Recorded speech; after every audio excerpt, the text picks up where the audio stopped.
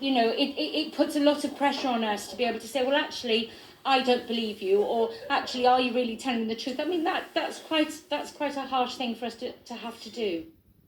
Although restrictions have eased, the First Minister once again emphasised today that people should be doing the minimum, not the maximum, within the rules in order to keep the virus in check. Our exit from the firebreak needs to be careful and cautious so that we can maximise its impact. The national measures will be reviewed in a fortnight to see whether there is any new evidence we can use to help us to plot the future.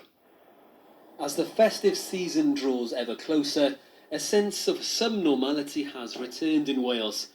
But for just how long will depend on the success of these last 2 weeks.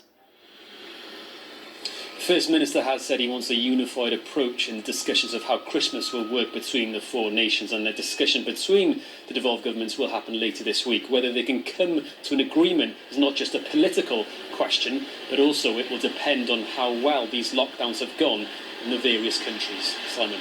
Thank you. There's plenty of data highlighting how coronavirus is disproportionately affecting poorer communities, from the number of deaths to the economic consequences. For the duration of the lockdown in Wales, BBC News has been looking at the impact of the pandemic on the Torfaen area, an economically challenged borough in the south of the country. Michael Buchanan now reports from Pontypool on one of the emerging issues, the rise in mental health problems. The food is needed, but the visit perhaps more so. An opportunity to check up on a struggling resident.